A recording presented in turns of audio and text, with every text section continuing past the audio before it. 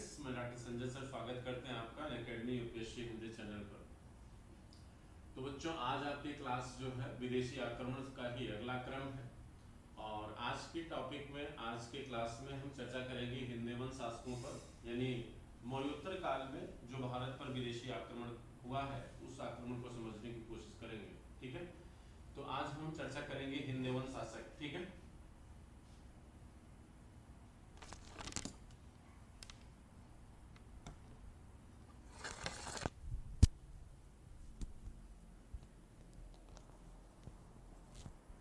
चलिए सभी लोग रेडी हो जाइए क्लास से। हमारी आवाज़ आप तक पहुंच रही बच्चों?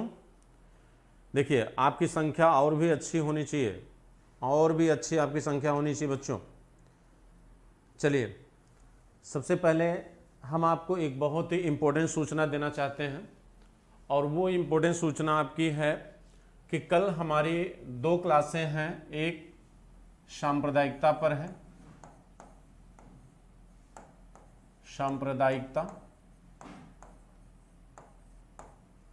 सांप्रदायिकता एवं भारत विभाजन,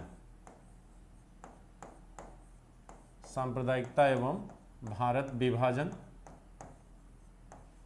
ये क्लास आपकी होगी बच्चों 11 AM पर, 11 AM से 1 PM, यानी ये क्लास आपकी 2 घंटे की क्लास होने जा रही है और ये मॉडर्न हिस्ट्री का स्पेशल क्लास है और बहुत ही इंपॉर्टेंट क्लास है। ठीक है, यानी यहाँ पर आपको ये जानने को मिलेगा कि सांप्रदायिकता कहते किसे हैं, सांप्रदायिकता कैसे डेवलप होती है, क्या उसमें सिर्फ मुसलमानों का ही रोल है या हिंदुओं का भी रोल है, क्या हिंदू सांप्रदायिकता भी है या केवल मुस्लिम सांप्रदायिकता ही होती है, और इस सांप्रदायिकता ने कैसे हिंदुस्तान के विभाजन को अनिवार्य बना दिया।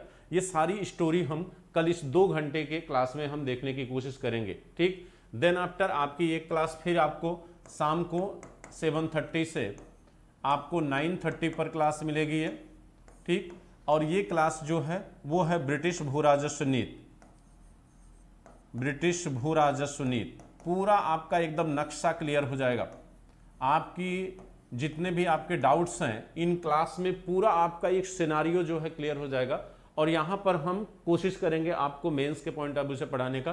तो यहाँ पर आपका पूरा एकदम इन 2 टॉपिक आपके मॉडर्न हिस्ट्री के कल क्लियर होने जा रहे हैं। ये भी 2 घंटे की क्लास होगी 7:30 से 9:30 तक, और इन दोनों क्लासों को आप जरूर ज्वाइन करिएगा बच्चों। मैं आपको बता दूं, इस क्लास को ज्वाइन करने के लिए ये क्लास हमारी प्लस पे होगी। ये क्लास जो है आपके प्लस चैनल पे है, वहाँ पर ये फ्री है। कल की क्लास, ये स्पेशल क्लास, ये फ्री है, आप जुड़ सकते हैं यहाँ पर।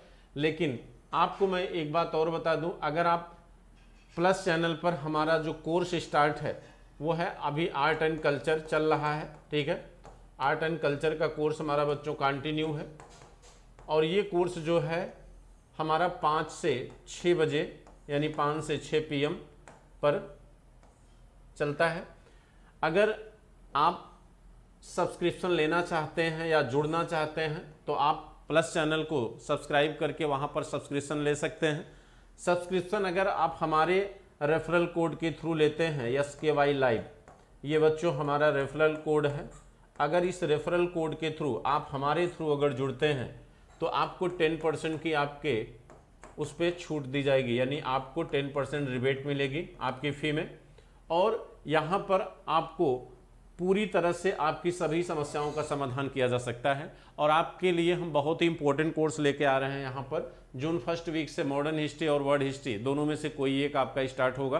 ठीक, उसके साथ एक आंसर राइटिंग का सेक्शन हम चलाएंगे जिसमें आपको मेंस में आंसर राइटिंग लिखना सिखाएंगे। ठीक, और बीच बीच में आपकी एसे की क्लासें हम ले आएंगे कि एसे कैसे लिखा जाता है।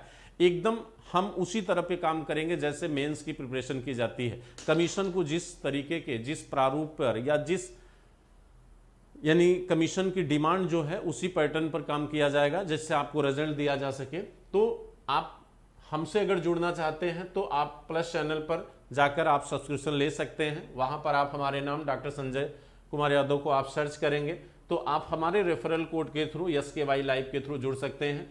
कल की ये 2 क्लासें आपकी लगी हैं जिसको हमने आपको बता दिया। ठीक, ये आपको यूट्यूब पे नहीं मिलेंगी बच्चों, ये आपको मिलेंगी वेबसाइट पर, प्लस चैनल की वेबसाइट पर आपको ये दोनों क्लासें मिलेंगी कल। तो कल आप लोग सभी लोग जुड़ने की कोशिश करिएगा ताकि आपको अच्छी से अच्छी चीज़ें आपको बता सकूं, और आपकी संख्या जितनी अधिक होगी उतना ही पढ़ाने में भी आनंद आएगा। ठीक है, सभी हमारी बातें समझ गए कि नहीं बच्चों? आपको क्लियर हो गया?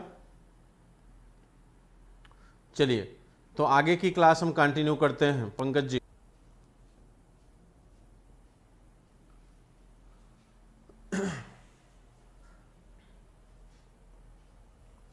चलिए तो आज हम आपको पढ़ाने जा रहे हैं क्या? हिंद यवन शासक। हिंद यवन शासक, हिंद यवन शासक, हिंद यवन शासकों का आक्रमण। हिंद यवन शासकों का आक्रमण। ठीक, हिंद माने क्या होता है? हिंद माने हिंदुस्तान, यवन माने यूनानी। यवन मतलब यूनानी, हिंद माने हिंदुस्तान। हिंद का सेंस यहां किससे है? हिंदुस्तान से है, हिंदुस्तान से है। और यवन का तात्पर्य यहां बच्चों किससे है? यूनानी शासकों से है। यवन का तात्पर्य यहां किससे है? यूनानी शासकों से है।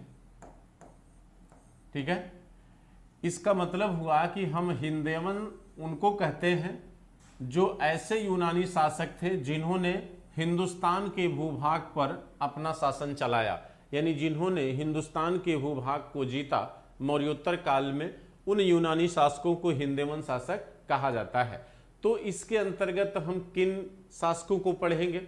इसमें दो वंश आते हैं, एक डेमेट्रियस वंश और दूसरा यूक्रेटाइटिस वंश। डेमेट्रियस वंश,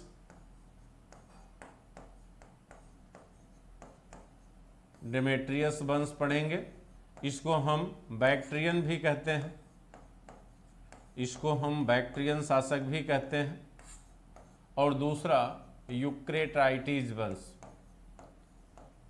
यूक्रेटाइटिस वंश। यहां पर हम दो वंशों को पढ़ेंगे बच्चों। ठीक है, डेमेट्रियस वंश और यूक्रेटाइटिस वंश। तो हिंद यवन शासकों में हम दो वंशों को पढ़ेंगे। ठीक, तो चलिए देखते हैं थोड़ा सा क्रमबद्धता।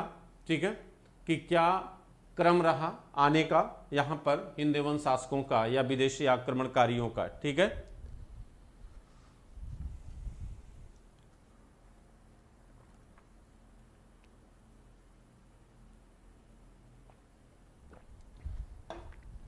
तो इसको बच्चों अच्छे से समझने के लिए जरूरी ये है कि पहले हम थोड़ा सा मौर्योत्तर वंश की राजनैतिक सिनेरियो, यानी क्या पॉलिटिकल कंडीशन थी मौर्य वंश में, उस चीज को हम आपको थोड़ा सा क्लेरिफाई कर दें, जिससे आप इसको अच्छे से समझ सके। ठीक है, तो अभी हमने आपको समझाया हिंद यवन शासक किसे कहते हैं और इनमें किन किन वंशों को आप पढ़ेंगे, तो ये दिमाग में आप बैठा लो। ठीक है, फिर हम आपको मौर्य काल के राजाओं या मौर्योत्तर काल में क्या पॉलिटिकल कंडीशन थी इंडिया की, क्या राजनीतिक स्थिति थी, उसकी चर्चा करते हैं। ठीक है,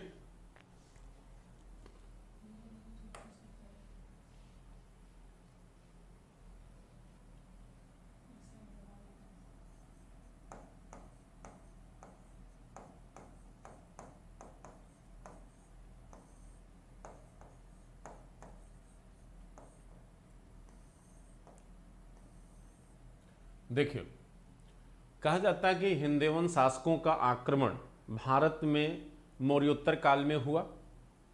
तो मौर्योत्तर काल में केवल हिंद यवन शासक ही नहीं आए थे, शक भी आए, कुषाण भी आए। ठीक, तो मौर्योत्तर काल हम किसे कहते हैं?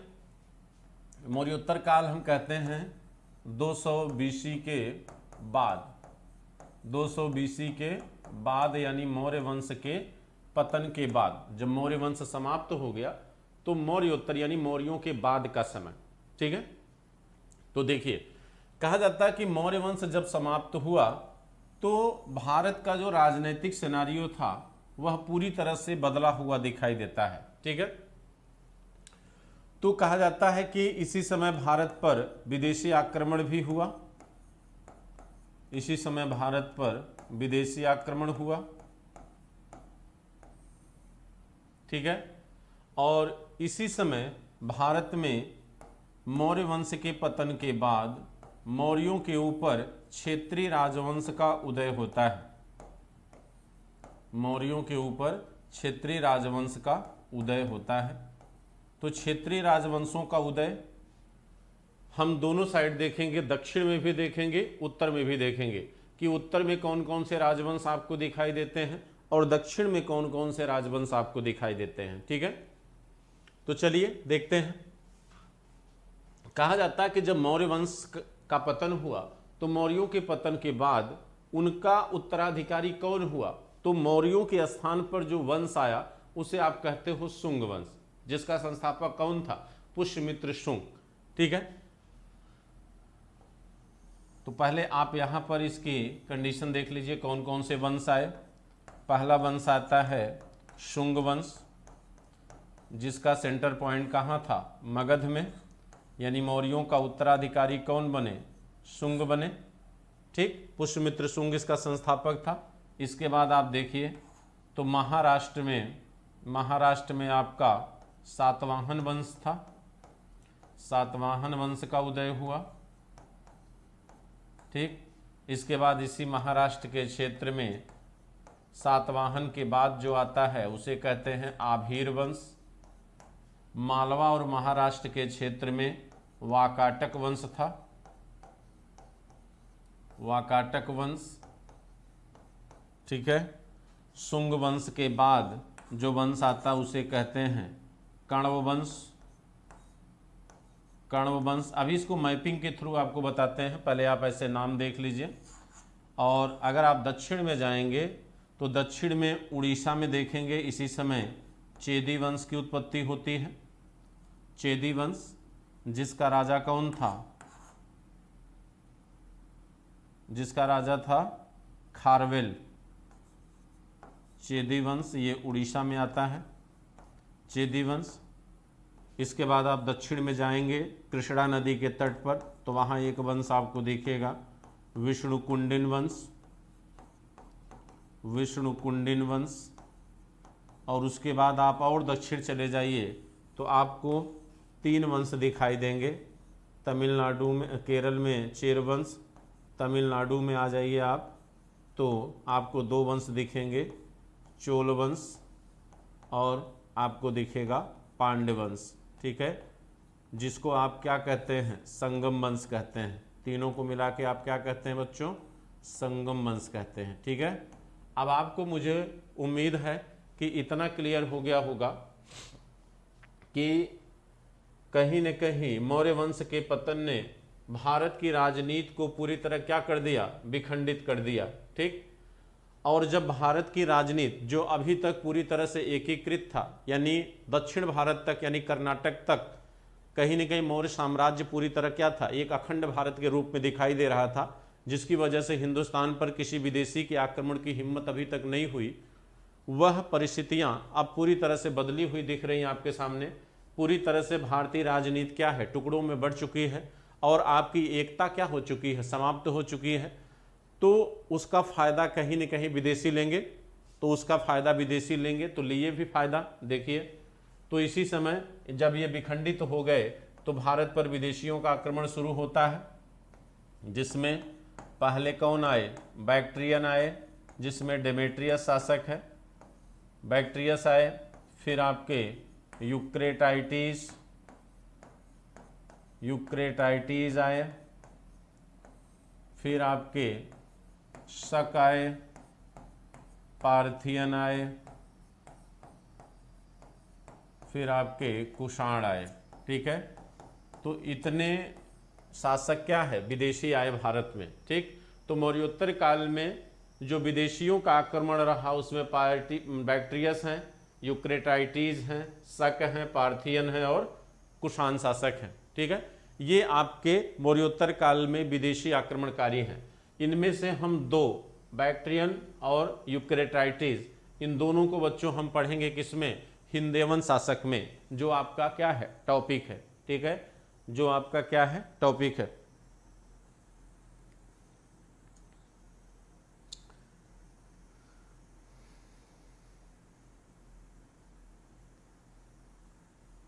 अपनी संख्या को आप लोग बढ़ाओ बच्चों, ठीक है, मैक्सिमम करने की कोशिश करिए। देखिए, तो यहाँ पर हमने आपको बताया कि आपको पढ़ना क्या है, बैक्टीरियन और यूकैरियोटाइटिस आज के वंश में। तो थोड़ा सा हम इसको मैपिंग के माध्यम से दिखा देते हैं कि कौन सा राज्य कहाँ पर आपको दिखाई देता है। ठीक, तो चलिए भारत का मैप बना लीजिए।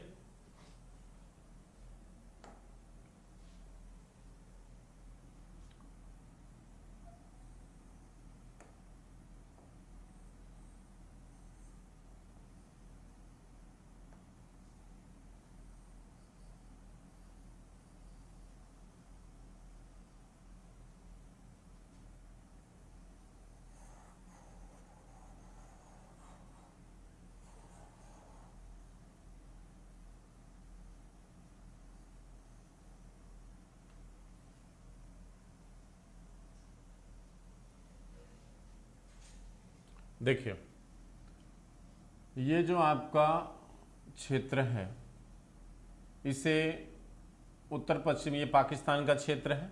ठीक, जब यहाँ मगध में मौर्य वंश था तो मौर्य वंश के समय मौर्यों की सीमा कहीं न कहीं तक सीरिया तक थी। ठीक, लेकिन जब यहाँ पर मगध में मौर्यों का पतन हुआ तो मगध के स्थान पर कौन सा वंश आया? शुंग वंश। कौन सा वंश आया बच्चों? शुंग वंश आता है मगध में। ठीक है, और जिसका संस्थापक कौन था? पुष्यमित्र शुंग। और शुंग वंश के बाद जो वंश आया वो है आपका कण्व वंश। कौन सा वंश? कण्व वंश आता है। ठीक है, और इसी समय देखिए इन दोनों का संबंध कहाँ से है? मगध से है। इसी समय ये जो महाराष्ट्र है दक्षिण में, ये प्रतिष्ठान राजधानी हुआ करती थी किसकी? सातवाहन वंश की। सातवाहन वंश, ठीक है, सातवाहन वंश जिनकी राजधानी क्या थी? प्रतिष्ठान। और ये आपके दक्षिणी महाराष्ट्र में थे। कहाँ पे थे बच्चों? दक्षिणी महाराष्ट्र में ये थी। ठीक, अच्छा, इससे थोड़ा सा ऊपर जाएंगे, थोड़ा सा ऊपर ये मालवा का क्षेत्र लीजिए, ये वाला पोर्शन, और थोड़ा सा महाराष्ट्र का क्षेत्र लीजिए, तो यहाँ पर वाकाटक वंश था। कौन सा वंश? वाकाटक वंश, जिसका संस्थापक कौन था? बिंदशक्ति। वाकाटक वंश का संस्थापक कौन है? बिंदशक्ति। कहा जाता है कि इसने अश्वमेध यज्ञ भी किया था, वाकाटक वंश के शासक ने। और इनकी जो राजधानी है प्रवरपुर, इनकी राजधानी क्या थी? प्रवरपुर। प्रवरपुर आपके यहाँ नागपुर में पड़ती है। ये जो महाराष्ट्र का नागपुर का क्षेत्र है इसी को प्रवरपुर कहा गया है। और ये प्रवरपुर राजधानी किसकी थी? वाकाटकों की। ठीक है, अब देखिए, कहते सातवाहनों का जब पतन हुआ तो इसी महाराष्ट्र में एक वंश का उदय हुआ जिसे आभीर वंश कहते हैं आप। जिसे कौन सा वंश कहते हैं बच्चों? आभीर वंश कहते हैं। ठीक, तो ओवरऑल अगर आप देखिए तो ये जो महाराष्ट्र और मालवा का जो क्षेत्र है ये पूरी तरह से क्या है? विखंडित है। ठीक, लेकिन यहाँ पर गुजरात से लेकर ये वाला जो भूभाग है ये अभी तक क्या है? पूरी तरह से खाली है। यह यहाँ पर कहा जाता है कि ये पूरा क्षेत्र अभी भी किसी भी विदेशी सत्ता के लिए पूरी कमजोर तरह से दिख रहा है। यहाँ पर आसानी से इस क्षेत्र को जीता जा सकता है। ठीक है, अब देखिए, कहते हैं कि दक्षिण भारत में यहाँ पर आप देखेंगे ये जो उड़ीसा का पोर्शन है, ठीक, यहाँ पर आपको चेदी वंश दिखेगा। कौन सा वंश है? चेदी वंश है। ठीक, ये चेदी वंश है। नीचे आप आएंगे कृष्णा नदी को छोड़कर तो यहाँ विष्णुकुंडिन वंश था। विष्णुकुंडिन वंश है। ये जो आपका क्षेत्र है ये चेर, यहाँ पर चेर वंश था। चेर वंश यानी केरल में। और ये आप ऊपर का पोर्शन लीजिए तो यहाँ पर चोल थे। और एकदम दक्षिण कन्याकुमारी का ये सेक्शन ये पांड्य वंश है। ये आपका पांड्य वंश है। ठीक, तो इस तरह अगर आप देखें तो आपका पूरा जो क्षेत्र है वो पूरी तरह से कहीं न कहीं विखंडित रूप से दिखाई दे रहा है। ठीक, इसके साथ साथ ये जो आपका आंध्रा का जो क्षेत्र है, यहीं पर इस समय एक और वंश आपको दिखाई देगा जिसको आप कहते हो इक्ष्वाकु वंश, जो राम के वंशज माने गए। इक्ष्वाकु वंश ये भी आंध्र प्रदेश में ही थे बच्चों। ठीक, अब आप देखिए, कहा जाता है कि ये जो भूभाग था, ये भूभाग ये मौर्यों के अधीन था, मौर्यों के अधीन था। और मौर्य वंश के पतन के बाद इस भूभाग पर किसका अधिकार रहा? शुंग वंश का। लेकिन शुंग वंश की सत्ता इतनी मजबूत नहीं थी कि वह इन भूभागों पर पूरा नियंत्रण रख पाती। कहा जाता है कि शुंग वंश की कमजोरी का फायदा इस समय विदेशी आक्रमणकारियों ने लिया। अब देखिए, ये मान लीजिए ये सीरिया है, सीरिया, और कहते हैं जब सीरिया से आप आगे बढ़ेंगे, ये सपोज करिए ये अफगानिस्तान है आपका, ये मान लीजिए ये आपका अफगानिस्तान है। आपको याद होगा जब चंद्रगुप्त मौर्य ने इस भूभाग को जीता था तो ये भूभाग कहीं न कहीं यूनानियों के अधीन था। ये वो यूनानी जो सिकंदर के उत्तराधिकारी थे। सिकंदर इस क्षेत्र को दो भागों में बांट कर गया था। पश्चिम का क्षेत्र उसने आम्भीपुरु और शशिगुप्त को दिया था, पूरब का क्षेत्र, और पश्चिम का क्षेत्र उसने अपने क्षत्रपों को देकर गया था, जिसमें सेलुकस, सेलुकस, फिलिप द्वितीय और यूडेमस, ये तीन शासक को देकर गया था। लेकिन उन तीनों को हराकर चंद्रगुप्त मौर्य ने इस भूभाग को जीतकर मौर्य साम्राज्य का अंग बना लिया। लेकिन ऐसा नहीं था कि यहां से यूनानी संस्कृति समाप्त हो गई थी। यूनानी सभ्यता, यूनानी संस्कृति का समापन नहीं हुआ था, केवल राजवंशों का समापन हुआ था। अगर यूनानी संस्कृति समाप्त हो गई होती बच्चों, तो आप गौर करिए, तो अगर यूनानी संस्कृति यहां पर समाप्त हो गई होती तो यहां पर अशोक के जो अभिलेख थे वो आर्मेयिक और खरोष्टी या यूनानी लिपि में दिखाई न देते। वो अपने आप में ये प्रमाणित कर रहे हैं कि अभी पर यहाँ पर यूनानी सभ्यता और संस्कृति के लोग क्या कर रहे हैं? निवास कर रहे हैं। अंतर सिर्फ ये है कि उस समय ये अधीन है किसके? मगध के, यानी मौर्यों के अधीन है। लेकिन जैसे ही ये मौर्य कमजोर होंगे वैसे ही ये अपनी पराजय का बदला लेंगे। उसी तरह जैसे यूनानियों के कमजोर होने पर कहा जाता कि भारतीय सेना ने, जो यूनानियों के अधीन थी, फिलिप द्वितीय के अधीन थी, उस सेना ने विद्रोह करके फिलिप की हत्या कर दिया और आसान हो गया था चंद्रगुप्त मौर्य को इस क्षेत्र को जीतना। भारतीयों के अंदर, भारतीय सैनिकों के अंदर मातृभूमि की संकल्पना यहां पर दिखाई देगी। वही चीज यहां पर फिर यूनानियों में दिखाई देगी। बात समझ रहे नहीं? कहा जाता है जैसे ये मगध की सत्ता कमजोर हुई, यहां पर यूनानी सत्ता फिर से अपने स्वतंत्र अस्तित्व के लिए क्या करेगी? प्रयास करेगी। तो कहा जाता है बैक्ट्रिया आपका पड़ता था कहां पर? अफगानिस्तान में। ये जो बैक्ट्रिया है, बैक्ट्रिया, और इसके जस्ट बगल यहां पर है आपका पार्थिया,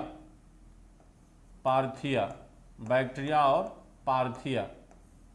ठीक, कहा जाता है बच्चों जैसे ही मौर्य वंश की सत्ता कमजोर हुई, उनकी कमजोरी का फायदा यहां के यूनानियों ने उठाया और तुरंत क्या हुआ कि जो बैक्ट्रिया का क्षेत्र है, यहां पर यूनानियों ने अपनी स्वतंत्र सत्ता की घोषणा कर दिया। और यह स्वतंत्र सत्ता की घोषणा किसने किया? डायोडोटस प्रथम ने। ध्यान समझिएगा, यह है आपका बैक्ट्रिया। यहां पर स्वतंत्र सत्ता की घोषणा किसने किया? डायोडोटस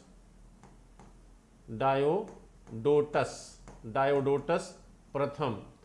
ये वही डायोडोटस है बच्चों जो एंटियोकस के खानदान का है। आपको अगर याद होगा, बिंदुसार के समय एंटियोकस का दूत आया हुआ था, ठीक, मौर्य दरबार में। उसी एंटियोकस के तीसरी पीढ़ी से संबंध रखता था ये डायोडोटस।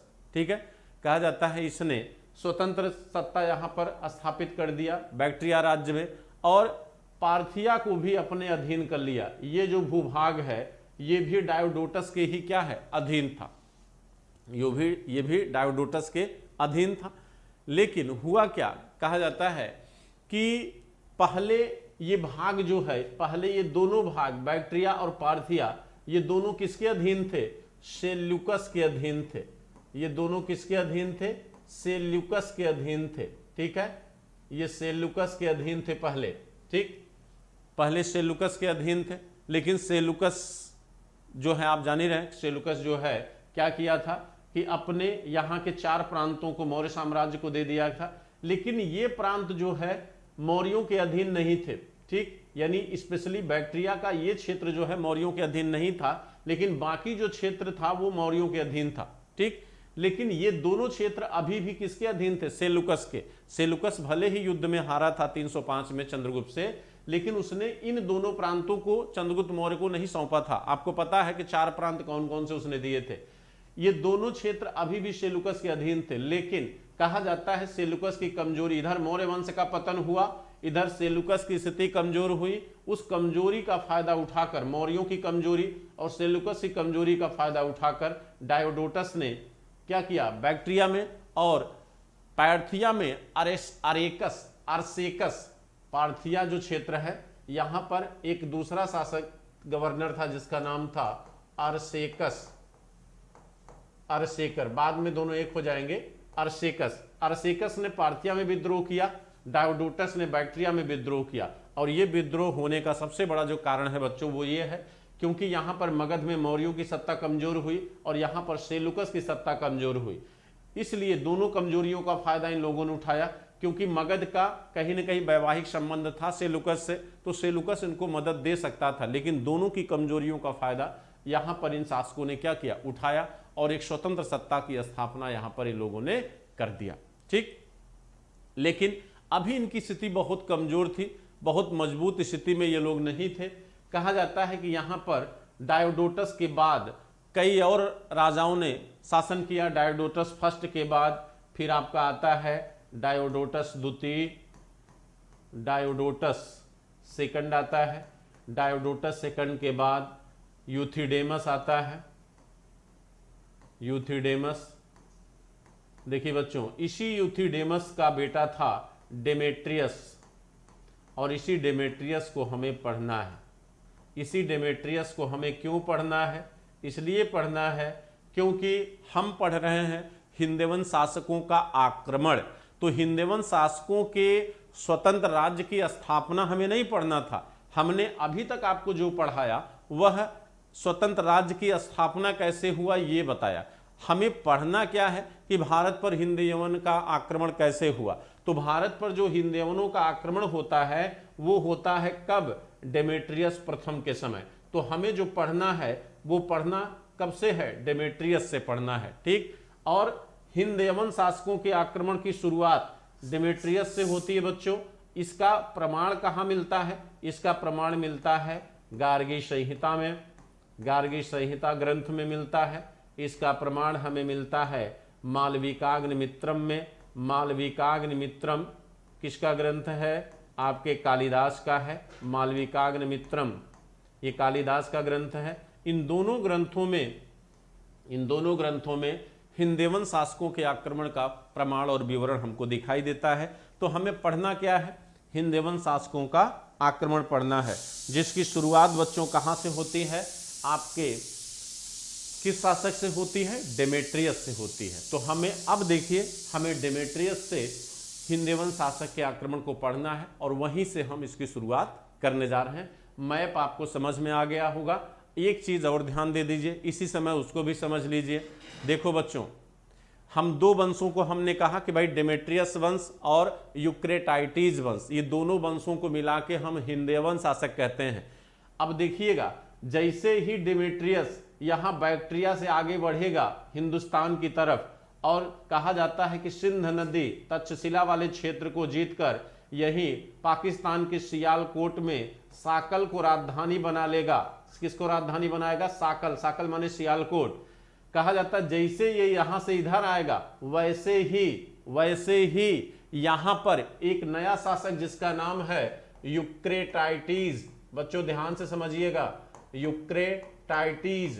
कहा जाता है कि जैसे ही डेमेट्रियस अपने क्षेत्र को छोड़कर हिंदुस्तान की तरफ बढ़ेगा, वैसे ही यूक्रेटाइटिस जो वहां का गवर्नर था वो यहां पर क्या कर लेगा? अधिकार कर लेगा और एक नए राजवंश की नींव डाल देगा जिसका नाम है यूक्रेटाइटिस वंश। ठीक, तो सीधी सी बात है, अगर इतिहास को बहुत गहराई से अगर आप देखिए तो हिंदुस्तान में बाबर भी इसी तरह आया था। बाबर जब फरगना को छोड़कर हिंदुस्तान आया तो उसने ये सोच के नहीं आया था कि हम हिंदुस्तान में ही रह जाएंगे, या राणा सांगा या इब्राहिम लोदी के चाचा ने यह सोच कर नहीं बुलाया था कि बाबर हिंदुस्तान आए तो हिंदुस्तान में ही रह जाए। उन्होंने भी ये सोचा था कि यह आगरा दिल्ली को जीतकर हमें देकर छोड़कर चला जाएगा, और बाबर ने भी ये सोचा था कि हम अपने देश पुनः वापस आएंगे। लेकिन बाबर को जब ये पता चला कि फरगना स्वयं उसके हाथ से निकल गया तो उसका कुछ फरगना में बचा ही नहीं, तो वापस आता कैसे, इसीलिए वो हिंदुस्तान में ही रह गया। और कहा जाता है कि यहाँ की वनस्पति और जलवायु ने उसके मन को मोह लिया। तो वही चीज यहाँ पर भी हुआ कि बैक्टीरिया से जब डेमेट्रियस इधर आए तो इनका बैक्टीरिया ही चला गया किसके हाथ में, यूक्रेटाइटिस के हाथ में, जिसने एक नए वंश की वहां पर क्या किया, नींव डाल दिया, और डेमेट्रियस को इसने पराजित भी कर दिया था। ठीक, तो आप देखेंगे कि यहां से बैक्टीरिया से लेके झेलम तक, बैक्टीरिया से लेके जो ये झेलम नदी गई है, बैक्टीरिया से लेके झेलम तक यूक्रेटाइटिस वंश हो जाएगा, और झेलम से लेके मथुरा तक, झेलम से लेके मथुरा तक, इवन आप कह सकते हो कौशाम्बी तक, कौशाम्बी तक आपका बैक्टीरियन यानी डेमेट्रियस वंश हो जाएगा। ठीक, अब मुझे उम्मीद है कि आपको पूरा सिनेरियो क्लियर हो जाएगा, हो गया होगा। और एक बार अगर आप लोग हाँ कर दें, ओके कर दें, तो फिर हम आगे बढ़े। बच्चों, क्या आपको ये बात समझ में आई जितना हमने अभी आपको बताया, या कोई डाउट है? मेरी आवाज आप तक पहुंच रही है?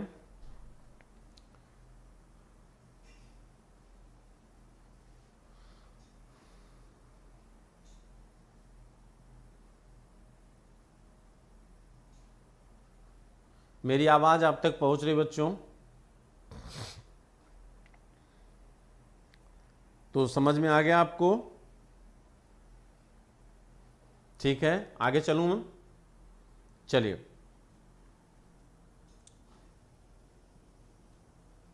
अब देखिए, कहते हैं कि हमने, देखो, हमने यहां सीधे डेमेट्रियस की चर्चा किया या यूक्रेटाइटिस की चर्चा किया, तो इसका यह मतलब नहीं है कि सीधे केवल डेमेट्रियस ही राजा था। बहुत से ऐसे छोटे छोटे राजा यहां पर रहे। ठीक, उसकी जो देखिए इतिहास में बच्चों उसी पर ध्यान दिया जाता है जिनकी अपनी कोई राजनीतिक उपलब्धि होती है। ठीक है, अक्सर हम उसी का अध्ययन करते हैं जिनकी अपनी कोई राजनीतिक उपलब्धि होती है। ठीक, ये ध्यान रखिएगा। तो चलिए हम देखते हैं डेमेट्रियस वंश।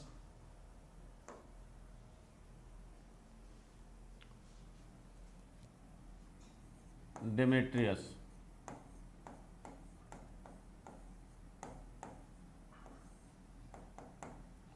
कहा जाता है कि सिकंदर के बाद अगर भारतीय भूभाग को किसी यूनानी ने जीता तो वह कौन है? डेमेट्रियस है। यानी सिकंदर के बाद भारत को जीतने वाला ये दूसरा यूनानी है। ये क्या है? ये दूसरा यूनानी है। और सबसे बड़ी बात बच्चों कि यह जो है सिकंदर को अपना आदर्श मानता था, सिकंदर को आदर्श मानता था, सिकंदर को आदर्श मानता था, अपना आइडियल मानता था, जिसकी वजह से इसने जो है अपनी उपाधि जो है क्या धर रखी थी, इसने अपनी जो टाइटल, अपनी उपाधि इसने क्या रखी थी? विजेता। इसकी उपाधि क्या थी? विजेता। जैसे कहा जाता है कि भारत में अलाउद्दीन खिलजी सिकंदर से प्रभावित हुआ तो उसने सिकंदर सानी की उपाधि रख लिया। उसी तरह डेमेट्रियस जो सेकंड ऐसा यूनानी राजा है जो भारत को जीता, इसने भी अपनी उपाधि रखा विजेता। और इसकी एक उपाधि और थी जिसका जो है अजेय। अजेय, अजय मतलब होता है जिसे कोई जीत न सके, जिसे कोई जीत न सके, ये इसकी क्या है? उपाधि है। ठीक, कहा जाता है डेमेट्रियस जब भारत में आया तो डेमेट्रियस ने अपनी राजधानी किसे बनाया? साकल को। राजधानी बच्चों इन्होंने बनाया साकल को। साकल माने सियालकोट, साकल मतलब सियालकोट, साकल मतलब सियालकोट। कहा जाता है कि जब डेमेट्रियस का भारत में आगमन हुआ तो डेमेट्रियस के आने से भारत में जो एक नई परंपरा का जन्म हुआ वो दो चीजें थी, एक मुद्रा का विकास, दूसरा नगरों का विकास। कहा जाता है कि लेख युक्त मुद्रा भारत में जारी करने वाला ये पहला शासक है। लेख युक्त मुद्रा, लेख युक्त मुद्रा भारत में जारी करने वाला पहला शासक था कौन? डेमेट्रियस। इसी ने सबसे पहले लेख युक्त यानी लिपि युक्त मुद्राओं को भारत में क्या किया? जारी किया। और आप जानते हैं कि हिंद यूनानी शासकों का भारत पर अगर कोई सबसे अधिक प्रभाव रहा तो वह मुद्रा के क्षेत्र में ही रहा, और भारत में मुद्रा का विकास जो है पूरी तरह हिंद यूनानी शासकों के द्वारा ही देखा जाता है। ठीक है, उसकी चर्चा हम अभी डिटेल से करेंगे। लेकिन कहा जाता है मुद्राओं का प्रारंभ करने के साथ साथ इसने भारत में 2 नगरों की स्थापना भी किया था, और वो नगर थे यूथिडेमिया, इसके पिता का नाम था, इसके पिता का नाम था यूथिडेमिया, और दत्तमित्री। 2 नगर थे, नगर थे, एक दत्तमित्री और दूसरा नगर है यूथिडेमिया, यूथिडेमिया। तो 2 चीज़ों का प्रारंभ इसके द्वारा भारत में किया गया, एक नगरों की स्थापना, और आप जानते हैं ये सिकंदर का एक विशेष गुण था। सिकंदर भी जिन क्षेत्रों को जीतता था वहाँ पर नगरों की स्थापना करता था। तो कहा जाता है कि डेमेट्रियस भी चूंकि सिकंदर को अपना आइडियल मानता था, इसलिए यह भी सिकंदर की विचारधारा से पूरी तरह क्या था? प्रभावित था। ठीक है, इसलिए इसने भी उस परंपरा को जन्म दिया। अब देखिए, कहा जाता है कि डेमेट्रियस से आप आगे बढ़ेंगे तो बहुत सारे राजाओं के नाम आपको दिखाई देंगे, लेकिन हमें बहुत सारे राजाओं से मतलब नहीं है, लेकिन एक राजा का नाम हम जरूर लेंगे, वो है अगाथोक्लीज। कहा जाता है इसी वंश के, डेमेट्रियस वंश का एक राजा आता है जिसका नाम था बच्चों अगाथोक्लीज। हम लिख दे रहे हैं यहाँ पे अगाथोक्लीज।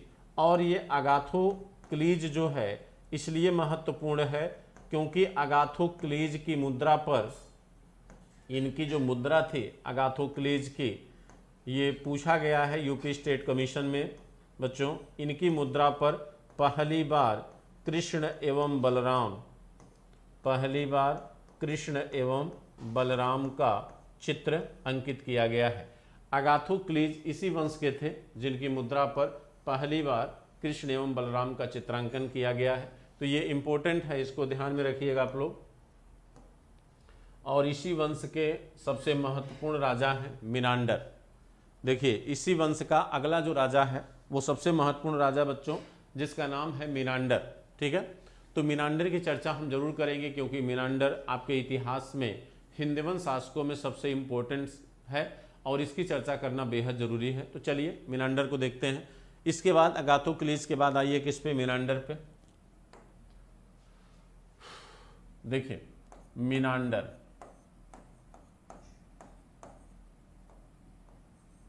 मिनांडर, इसकी पत्नी का नाम था अगाथोक्लिया। इसकी पत्नी का नाम क्या था बच्चों? अगाथोक्लिया, इसकी पत्नी का नाम था। इसके 2 पुत्र थे, एक स्ट्रैटो फर्स्ट और दूसरा स्ट्रैटो सेकंड। ठीक है, स्ट्रैटो फर्स्ट और स्ट्रैटो सेकंड। ठीक, कहा जाता है कि मिनांडर को कई विविध नामों से संबोधित किया गया है। इसकी कई उपाधियां आपको दिखाई देंगी। कहा जाता है इसको हमिकस नाम से जाना गया है। इसकी उपाधियों को हम लिखते हैं। इसकी उपाधि थी सोटर, सोटर हमिकस, हमिकस इसकी उपाधि थी। ठीक है, एक उपाधि और है, ध्यान नहीं आ रहा है। ठीक है, इसको 2 अभी आप लोग ध्यान रख लीजिए। ठीक है, एक बौद्ध धर्म से संबंधित उपाधि है, अभी टाइटल ध्यान में नहीं आ रहा है। क्योंकि आपको पता है नागसेन से इसने वार्तालाप किया था जिसको मिलिंद पन्नों में संग्रहित किया गया है। तो बौद्ध धर्म इसने बाद में स्वीकार कर लिया था। ठीक, तो वो इसलिए जो है एक उपाधि इसकी बौद्ध धर्म से जुड़ी हुई है जो अभी रिमाइंड नहीं हो रही है। ठीक, तो चलिए, कहा जाता है कि स्ट्रैबो, स्ट्रैबो एक लेखक है, वो कहता है कि अगर हिंदुस्तान में सिकंदर से ज़्यादा किसी भूभाग को किसी ने जीता, किसी यूनानी राजा ने, तो वह है कौन? मिनांडर।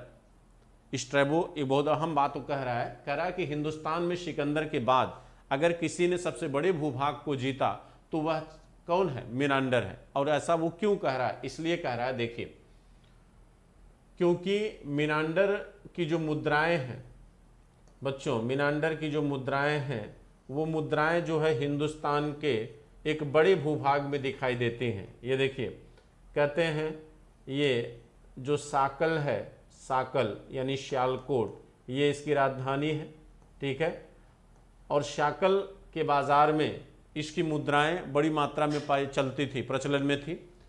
यहाँ पर आइए तो ये मथुरा है, मथुरा, यहाँ से भी इसकी मुद्राएं पाई गई हैं।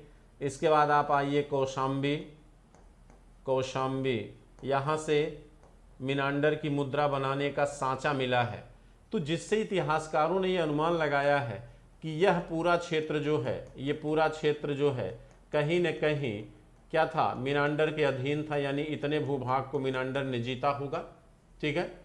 कहा जाता है कि पंजाब के बाजार में, साकल के बाजार में, मथुरा के क्षेत्र में मीनांडर की मुद्राएं पाई गई हैं। और भारत में बच्चों सबसे पहले स्वर्ण मुद्रा चलाने वाला यही शासक है। अगर आपसे ये क्वेश्चन किया जाए कि भारत में स्वर्ण मुद्रा सबसे पहले किस शासक ने चलाया था, तो सबसे पहले बच्चों मीनांडर ही वह पहला शासक है जिसने सोने की मुद्रा को भारत में क्या किया, चलाया। और कहा जाता है ये सोने की जो मुद्राएं थी ये आपके ढलाई विधि द्वारा बनाई जाती थी। किस विधि से? ये जो स्वर्ण मुद्राएं थी ये ढलाई विधि द्वारा बनाई जाती थी, यानी धातु को गलाकर उसको निर्मित किया जाता था। इसी को हम टप्पा विधि भी कहते हैं, इसी को टप्पा विधि कहते हैं, इसी को डाई विधि भी कहते हैं, इसी को टप्पा विधि कहते हैं और इसी को डाई विधि कहा जाता है। इसी को हम क्या कहते हैं, डाई विधि कहा जाता है, ठीक। तो ये एक परंपरा यहाँ पर, माने एक मुद्रा निर्माण की परंपरा दिखाई देती है। और कुषाण वंश में अगर आप देखेंगे, कुषाण वंश में, तो वहाँ पर स्वर्ण मुद्रा सबसे पहले बिम कडफिशस ने लाया था। लेकिन कुषाण वंश चूंकि हिंदवन शासकों के बहुत बाद में है, इसलिए अगर आपसे पूछा जाए कि सबसे पहले स्वर्ण मुद्रा हिंदुस्तान में किसने जारी किया, तो वह राजा कौन है, मीनांडर है, ठीक। तो मीनांडर का एक अभिलेख भी मिला है, इसका एक अभिलेख मिला है बच्चों, इसका एक अभिलेख है जिसका नाम है रेह अभिलेख, रेह अभिलेख, जिसमें मीनांडर की उपलब्धियों की जानकारी हमें पता चलती है, ठीक है। कहा जाता है कि मीनांडर के राज्य विस्तार की जानकारी हमें इस बात से होती है कि जब ये नागसेन से मिला तो कहा जाता है कि बौद्ध धर्म से बेहद प्रभावित हुआ और नागसेन ने इससे कहा कि आप भिक्षु बन जाइए। तो इसने नागसेन को जो उत्तर, जो आंसर इसने किया था, इसने कहा कि अगर हम भिक्षु बन गए तो हमारे इतने दुश्मन हैं कि वो मेरी हत्या कर देंगे। तो इससे प्रतीत होता है कि बहुत सारे भूभाग को यह जो है तलवार के बल पे जीता रहा होगा, जिसकी वजह से ये प्रारंभिक चरण में बौद्ध भिक्षु बनना अस्वीकार कर देता है। लेकिन बौद्ध भिक्षु नागसेन और मीनांडर के बीच जो वार्तालाप हुआ वह जो है मिलिंद पन्हो नामक ग्रंथ में क्या है, संग्रहित है। मिलिंद पन्हो नामक ग्रंथ में संग्रहित है। इस ग्रंथ में नागसेन और मीनांडर, नागसेन और मीनांडर, इन दोनों का वार्तालाप इसमें क्या है, संग्रहित है। किस ग्रंथ में? मिलिंद पन्हो नामक ग्रंथ में। कहा जाता है कि मीनांडर के मरने के बाद चूंकि इनके बेटे जो है अल्पवयस्क थे, जिसकी वजह से इनकी पत्नी अगाथा क्लिया ने क्या किया, राज्य का संचालन किया। तो ये एक ऐसी महिला है जिसने प्रशासन में अपना क्या किया, अपना एक रोल अदा किया और महिलाओं के प्रशासनिक योगदान को इसने क्या किया, दर्शाया, ठीक, जिसका आगे चलकर भारत में भी आप प्रभाव देखेंगे, ठीक है। तो कहा जाता है कि यहाँ पर अगर हम देखें तो ये एक ऐसा सशक्त शासक था जिसने अपना प्रभाव भारतीय सभ्यता और संस्कृति पर दिखाया, ठीक है। कहते हैं कि मीनांडर का योगदान ये रहा कि बहुत सारे यूनानी प्रभाव जो है भारतीयों पर दिखाई देते हैं। जैसे कहा जाता है कि यूनानियों की जो ज्योतिष विद्या थी, ज्योतिष विद्या, वह भारत में प्रवेश करती है।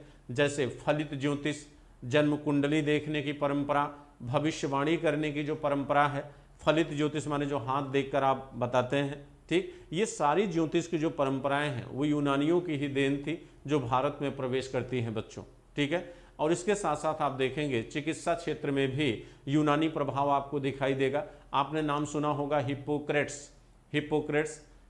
कहा जाता है कि यूनानी जो चिकित्सा पद्धति आज भी भारत में दिखाई देती है वह इसी समय भारत में प्रवेश करती है। ठीक, तो ये एक बहुत बड़ा प्रभाव आपको दिखाई देगा। ज्योतिष क्षेत्र पर प्रभाव बताया हमने और चिकित्सा क्षेत्र पर, और इसके पहले हमने आपको गांधार कला यानी हेलेनिस्टिक आर्ट जिसको आप कहते हैं, गांधार कला भी यूनानियों की ही देन थी। भारत में यूनानी क्षेत्र में, भारत में यूनानियों के प्रभाव से ही गांधार कला का विकास हुआ, और सबसे अधिक जो डेवलप हुआ वो मुद्रा के क्षेत्र में हुआ, क्योंकि मुद्राओं का डेवलपमेंट जो है भारत में अगर किसी के द्वारा हुआ तो वो हिंदुवन शासकों के द्वारा हुआ। ठीक है, और यहाँ पर हिंदुवन शासकों ने सोना और तांबा, चांदी, इन तीनों धातुओं की मुद्राओं का प्रचलन दिखाई देता है। ठीक, बहुत सारी ऐसी शब्दावलियाँ हैं जो यूनानी है, जैसे द्रम में एक सिक्का था, वो भी यूनानी शब्द है। जैसे यवनिका जो आपके नाटक का जो पर्दा होता है, ठीक, उसे यवनिका कहा जाता है, ये भी एक यूनानी शब्द है बच्चों। इसके बाद आप देखें अगर तो अभी और नहीं ध्यान आ रहा है, ठीक है, लेकिन हाँ, अगर आपको ये कहा जाए कि भाई भारत की किन चीज़ों से यूनानी प्रभावित हुए, तो भारत के धर्म और दर्शन से यूनानी प्रभावित होते हैं। भारत के पुनर्जन्म की मान्यताओं से यूनानी प्रभावित होते हैं। जैसे आप देखेंगे पाइथागोरस भी पुनर्जन्म का उल्लेख करता है। भारत के धर्म से इतने प्रभावित हुआ कि मिनेंडर ने भी आपको बौद्ध धर्म स्वीकार कर लिया। तो भारतीय धर्म ने बेहद प्रभावित किया, और यहाँ के दर्शन ने, यहाँ के पुनर्जन्म और अवतारवाद की मान्यता ने कहीं न कहीं इनको क्या किया, प्रभावित किया। लेकिन इससे कहीं ज़्यादा आप यूनानी संस्कृति से प्रभावित हुए। ठीक, तो यह एक वो रहा जिसकी वजह से हिंदी यूनानी शासक आपके लिए इंपॉर्टेंस थे। अब थोड़ा सा हम चर्चा कर दें यूक्रेटाइटिस वंश के बारे में। यूक्रेटाइटिस वंश के बारे में हमने शुरू में आपको बताया कि जब डिमेट्रियस जो है साकल को अपनी राजधानी बना लिया, यानी उस भूभाग को छोड़कर भारत की तरफ आ गया, तो बैक्ट्रिया में यूक्रेटाइटिस ने स्थापना कर लिया एक नए वंश की। बैक्ट्रिया में अधिकार कर लिया किसने? यूक्रेटाइटिस ने। यूक्रेटाइटिस ने वहाँ पर अधिकार कर लिया। ठीक, तो यहाँ पर एक नए वंश की सत्ता हो गई, यूक्रेटाइटिस वंश। इसका जो राज्य क्षेत्र है, इसका बच्चों जो राज्य क्षेत्र है, ये राज्य क्षेत्र इसका जो है बैक्ट्रिया से लेकर आपके झेलम नदी तक फैला हुआ था। ठीक है, ये झेलम नदी तक विस्तारित था। इसकी जो राजधानी है, इसने राजधानी बनाया किसको? तक्षशिला को। इसने किसको राजधानी बनाया? तक्षशिला को इसने राजधानी बनाया। ठीक है, तो ये माने झेलम के पश्चिम में इसने शासन किया, और झेलम के पूर्व में आपके बैक्ट्रियन शासकों ने शासक किया। ठीक, कहा जाता है कि इसी के राजवंश का शासक था एंटियालकिड्स। इन्हीं के राजवंश में एक शासक आता है जिसका नाम है एंटियालकिड्स। एंटियालकिड्स बच्चों आपको याद होगा, एंटियालकिड्स, ये वही एंटियालकिड्स है, ठीक है, जिसने एक दूत इसने अपना एक दूत, और उस दूत का नाम था हेलियोडोरस। उस दूत का नाम है हेलियोडोरस। कहा जाता है ये एंटियालकिड्स जो है किस वंश का है? यूक्रेटाइटिस वंश का है। इसी ने अपना एक दूत जो है हेलियोडोरस को भेजा था किसके दरबार में? शुंग वंश के राजा भागभद्र के दरबार में। इस समय शुंग वंश में राजा भारत में कौन था? मगध में सत्ता किसकी थी? भागभद्र की थी। और हेलियोडोरस जब यहाँ आया तो कहा जाता है यह हेलियोडोरस कहाँ गया? विदिशा। कहाँ जाता है? विदिशा। विदिशा कहाँ है बच्चों? एमपी में है। विदिशा एमपी में है। और यहाँ पर विदिशा में गया तो विदिशा में एक स्थान है बेशनगर। एक स्थान है बेशनगर। इस बेशनगर में एक विष्णु मंदिर था। एक विष्णु मंदिर था, अगर आपको याद आ रहा होगा तो पीछे हमने इसको पढ़ाया है। इसी विष्णु मंदिर के सामने इसने एक स्तंभ स्थापित किया, ठीक है, जिसे गरुड़ स्तंभ कहा जाता है। जिसे क्या कहते हैं? गरुड़ स्तंभ कहते हैं। और यह गरुड़ स्तंभ भागवत धर्म का पहला अभिलेखी प्रमाण माना जाता है। यह भागवत धर्म का पहला अभिलेखी प्रमाण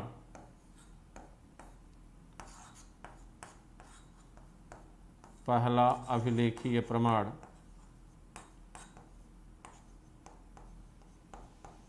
भागवत धर्म का पहला अभिलेखी प्रमाण माना जाता है। ठीक है, अब मुझे उम्मीद है आपको क्लियर हो गया होगा कि भागवत धर्म का पहला अभिलेखी प्रमाण इसे माना जाता है। ठीक,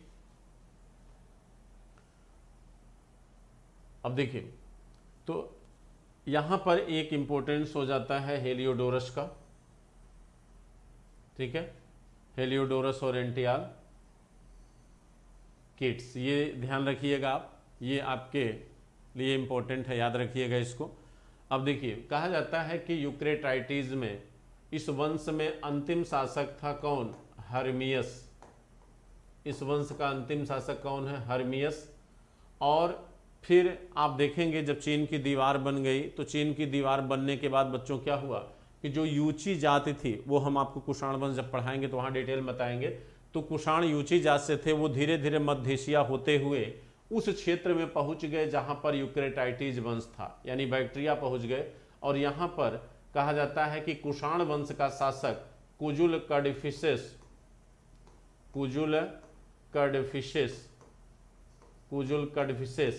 इनको क्या करता है? पराजित कर देता है। किसको? हर्मियस को, जो अंतिम राजा थे किसके?